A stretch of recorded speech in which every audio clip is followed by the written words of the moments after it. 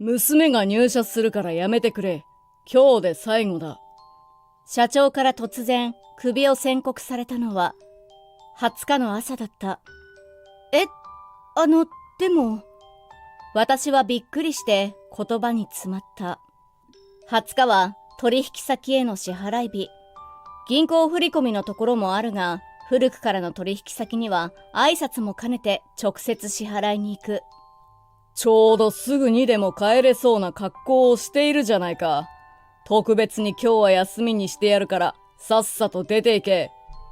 ぐいぐいと背中を押されて事務室から追い出され、鼻先で扉をピシャッと閉められたが、どこから突っ込んでいいのかまるでわからない。私は夏希。高卒でこの会社に入って今年で10年目の事務員だ。いや、さっきまで事務員だったと言うべきか。私が勤めていたのは家族経営の舗装会社で、社員が20名ほど。創業者で現在の会長が社長だった頃は、職場の雰囲気も良くて、とても働きやすい会社だったのに、今でこそ現場を退いた会長も、以前は若手に混じって率先して働いていたし、奥様の桃子さんも会長が入院するまでは毎日会社に来て雑用を一手にこなしていた。娘の愛さんは現場も事務もこなす万能な人で、愛さんの夫も現場長として現場に出る社員たちから信頼されていた。創業者一族だからといって誰も選ぶったり社員を見下したりしない。このままトラブルとは無縁の楽しい会社生活が続けばよかったのに、残念ながら現実は甘くなかった。去年の暮れ、会社の集団検診で会長に癌が見つかり、会長は社長を勇退することにして、現場長だった愛さんの夫を次期社長にすると決めた。私も他の社員も満場一致で賛成。会長には治療に専念してもらい、長生きしてほしいとみんなの意見がまとまった。ところが、どこで聞きつけたのか、会長の長男の健一さんが家族を引き連れ、突然現れた。実は会長には愛さんだけでなく、子供がもう一人いたらしい。健一さんは30年ほど前に勘当され、私は全く知らなかった。古参の社員から聞くと、健一さんは若い頃、札付きの悪だったようで、警察のお世話になることもしょっちゅう。問題を起こしては、会長と桃子さんが謝りに行っていたようだ。高校中退後は、マルチ商法や詐欺まがいのことをしだし、ついに会長が感動したらしい。それきり長らく音信不通だったのに、健一さんはある日突然やってきて、親父、今まで悪かった。俺を許してくれ。と叫び、会長に向かって土下座した。私は何事かとびっくりした。小さな会社で社長室兼事務室が一室だけだから、私も一部始終を目撃したし、よく覚えている。健一さんは今までのことを水に流し、自分も会社で一緒に働きたいという。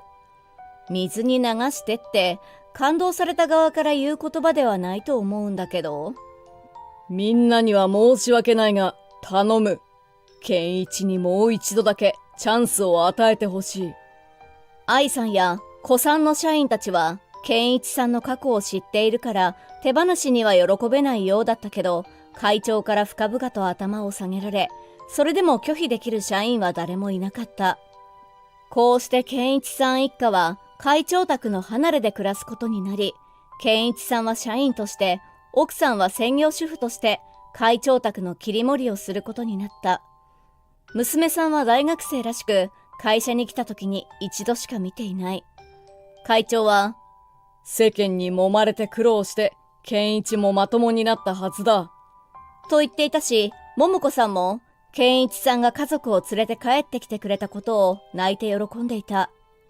これからは一緒に会社を盛り立てていこうと話していたのに、問題が起こってしまったのだ。健一さんは、長男だから次期社長は俺だと譲らず、愛さんや現場長と険悪になってしまった。会長の前だけは真面目に働くふりをし、実際は何もしない。肉体労働なんて現場がすること。お前たちは働きありだ。黙って働け。と、パワハラ的な発言を繰り返す。あっという間にみんなから嫌われた。やっていられないと会長に直訴した若手社員も何人かいたらしい。でも、会長も桃子さんも、健一を叱っておくから、もう少し長い目で見てやってほしい。と頭を下げるだけだ。そうこうしているうちに心労がたたったのか、会長の癌が一気に悪化。入院したのが3ヶ月前だ。すると健一さんは、俺が社長だと言い出した。社員たちは当初の予定通り現場長を社長にするよう会長や桃子さんに進言したが、結局2人は娘の夫よりも血のつながった健一さんを選んでしまったのだ。我が子可愛さに目が曇ったか。猛録したものだな。なんて陰口を叩く人も出てきたし、あんなに和気あいあいとして楽しかった会社の雰囲気はガラリと変わって、すっかりギスギスしたものになった。このままではダメだと誰もが思い、ついに愛さんは現場長と陰で動き始めたのだ。すると必然的に会社の事務は私一人がすることになってしまった。今まで桃子さん、愛さんと私の3人だったから定時に帰れたけど、今は毎日残業だ。日付が変わることもザラにある。それなのに健一さんは事務はとにかく暇だと思っている。社長こそ昼間からキャバクラに行ったり、競馬やパチンコに出かけたりと遊び歩いているのに、社長との関係が決定的に悪化したのはある経費の問題からだった。会社のクレジットカードを使って自分の飲食代や遊興費などプライベートの支払いをするのをある程度はしょうがないと目をつぶっていた。でもいくらなんでも認められないレベルだったのだ。私は怒られるのを覚悟で社長にレシートを突き返した。こんな経費は認められません。はあ？なんでだよ。これ、奥様の強制下着ですよね。業務には関係ありませんから、経費にはなりませんよ。予想通り、社長は真っ赤になって怒り出す。ふざけんな。社長の妻だぞ。着飾るのが当然だ。経費だ。いえ、でも下着ですけど、奥様は社員でもないですし。私は口ごもりながら言い返す。社長の妻の強制下着代40万なんてどうして経費で落ちると思えるのか。私には理解できないが、社長の次の言葉はさらに理解不能だった。じゃあこれから強制下着の販売をうちの新事業にしよう。そうすれば仕入れだから経費だろう。明暗だとばかり社長はドヤ顔をしてきたが、私は目が点になった。うちは舗装会社ですけど。だからどうした？取引先にうちとの取引を盾に売りつければいいんだ。買わなければ契約を打ち切ると言えばみんな買うだろう。必ず儲かるぞ。一つ売れば20万、セットで売れば40万。ボロい商売だ。社長は高笑いをしているけど、私はゾッとした。そんなの絶対にダメですよ。信用問題になりますからね。つい怒りに任せてきつい口調で言ってしまい、社長から嫌われる対象になってしまったのだ。その日から私は徹底的に社長からいびられるようになった。辛くて何度もやめようと考える。でも今までお世話になった会長たちのために頑張りたいという思いや、私がいなくなったらみんなが困るという思いから耐えて働き続けた。現実問題、私も急に仕事がなくなっては困る。とにかく耐えて準備が整うまで待とう。そう思っていたけど、なんと首を宣告されたのだ。今いきなり辞めたら取引先に迷惑がかかる。私は深呼吸して扉を開けた。無理です。こんな急には辞められません。引き継ぎも何もなければ、娘さんだって仕事はできませんよ。それに今日は支払い日ですからね。絶対に社長は怒り出すだろうなと思いながら、私は一息でまくし立てた。案の定、社長はみるみる顔を赤くし激怒。うるさいぞ。娘が入社するからやめてくれと言っているだろう。お前は今日で最後だ。支払いなんて向こうから取りに来るまで待たせとけばいいんだ。わざわざこっちから支払う必要はない。え？物を買ったらお金を払うのが当たり前ですよね。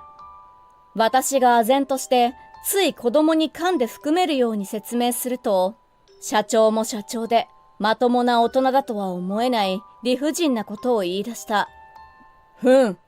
だったら別の取引先に変えると脅せばいいだろう。今回は支払いに行かないから全部タダにしろと言え。はあ？そんなことできるわけがないじゃないですか。私は呆れて言葉が出ない。まったく使えないやつめ。娘は大卒なんだ。事務なんて簡単な仕事すぐできる。娘なら身内だし、何を買ってもうるさく言わないからな。お前みたいに口ばっかりで仕事ができないやつなんて、うちの会社にいらん。さっさと出ていけ。つまり、社長は経理の管理を娘にさせれば、使用分も経費で楽に落とせると考えているのだろう。ああ、そうですか。後悔しても知りませんよ。もうダメだ。言葉が通じない。私の堪忍袋の緒が完全に切れてしまった。私物をまとめ、さっさと会社を後にする。ただ、やはり取引先には申し訳ない。私は愛さんに電話をかけた。桃子さんは会長の看病があるし、愛さんも忙しいのは分かっていたけど、非常事態だ。私は事情を話し、後のことは愛さんに託した。会社を出ると、急に私は暇になってしまった。解雇予告もなしの解雇は、明らかな労基法違反。労基にチクればアウトだ。うちは中退協という制度に加入していたから、私は退職金と1ヶ月分の給与を請求できる。中退協とは、中小企業のための国の退職金制度で、自力で退職金を用意できない会社の強い味方だ。でもこれは退職した日から5年以内に申請すればいいし、労基も時効は2年間だから、そこまで手続きを急ぐ必要はない。事務の職業病で退職時に必要な手続きとスケジュールを逆算して、少なくとも1週間はのんびりしてもいいと結論を出す。最近ずっと残業に休日出勤続きで、家のことは何もできていないし、落ち着いたら行きたいと思っていた場所もたくさんある。だから私は日帰り温泉に行くことにした。温泉でリフレッシュして、ロッカーに入れたスマホを見ると、何件もの不在着信やメール、留守電が来ていた。とりあえずメールを見ると、愛さんからで、支払いは無事に終わった。準備は OK とのこと。私はほっと一安心だ。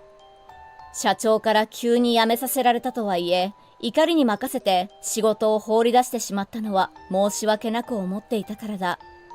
次に会社からの留守電を聞いてみた。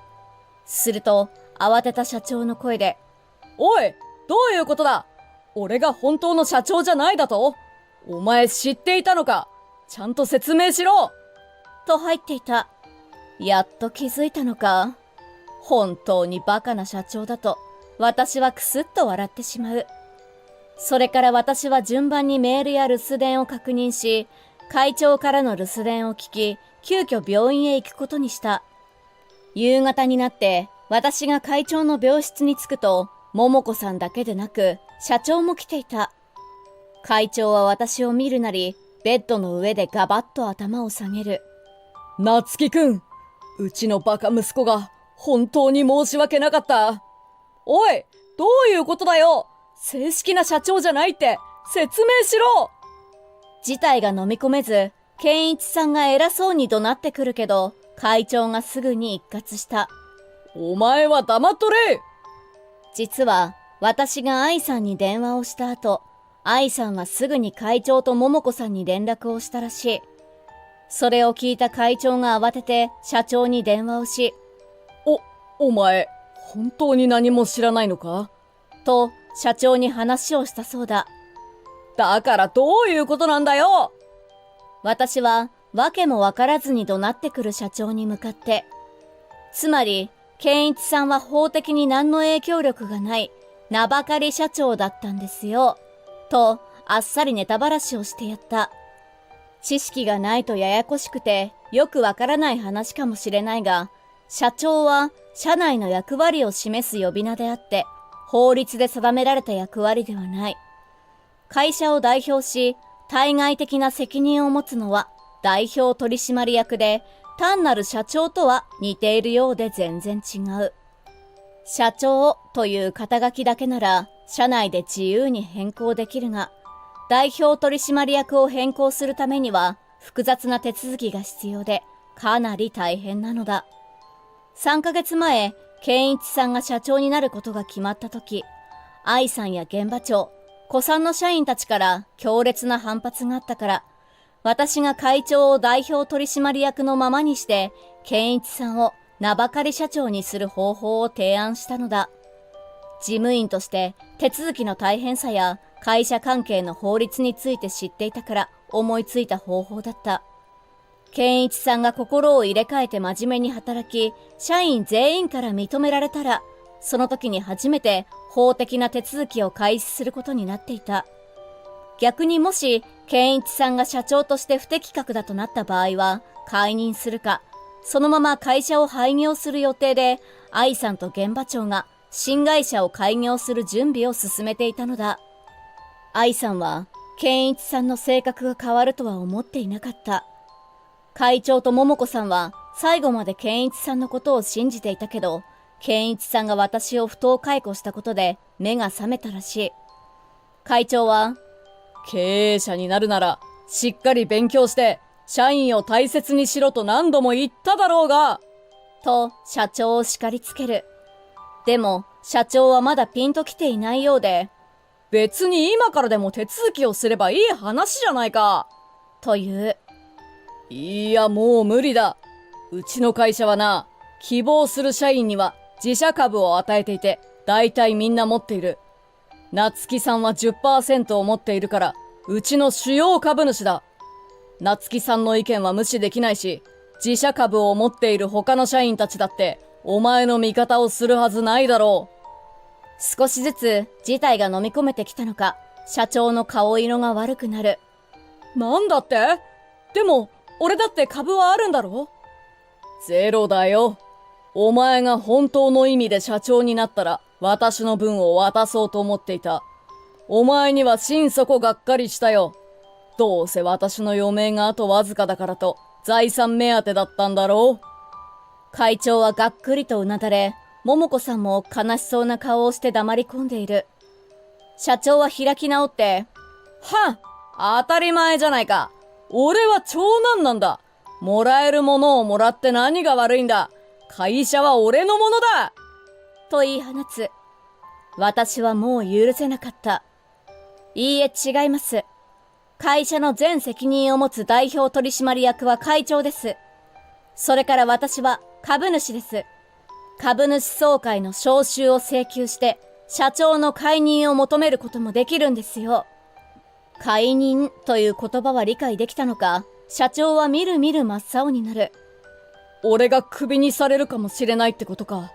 くそ、ただの事務員じゃなかったのかよ。健一、夏木さんの言う通りだ。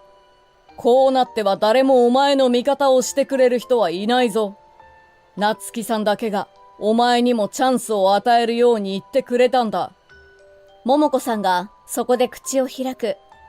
夏木さん、あなたには本当に申し訳ないことをしたわ。息子可愛さであなたに迷惑をかけてごめんなさい。あなたがどうしたいか教えてちょうだい。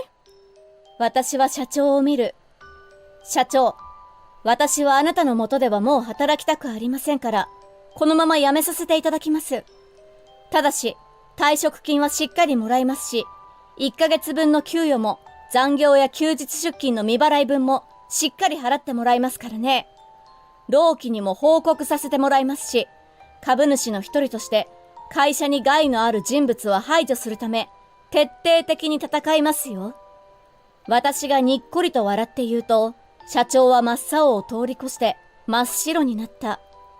私はついでに愛さんが取引先を回りながらしっかりと新会社の営業をしてきた話をしてやる。ほとんどの取引先が今の会社を見限り新会社にくら替えしてくれることになったのだ。社員もほぼ全員移動してくれる予定になっている。そんな、訴えてやるぞ。社長が半泣きで脅してきたが、会長が一周する。代表取締役は私だ。お前にはそんな権利はない。すると、社長はついに立っていられなくなり、膝から崩れ落ちた。私は何とも言えない気分だ。社長、戻ってきた時に心を入れ替えて働けば、こんなことにはならなかったのに、残念ですね。何度もやり直したり、調べたり、勉強すればわかる機会はあった。チャンスを棒に振ったのは他でもない。社長自身で完全な自業自得だ。その後、結局会長は会社を廃業し、健一さんは無職になった。社長の奥さんと矯正下着の販売を始めたが全く売れず、悪質な訪問販売で通報され、ついにはマルチ商法で逮捕されたそうだ。愛さんが用事で実家へ戻った時、矯正下着の入った段ボールがいくつも残っていたらしい。娘さんはどこか別の会社に就職したようで、詳しいことはわからない。私は愛さんと現場長の新しい会社に勤めだし、毎日楽しく働くことができている。これからも人との縁を大切に、私は真面目に生きていきたいと思う。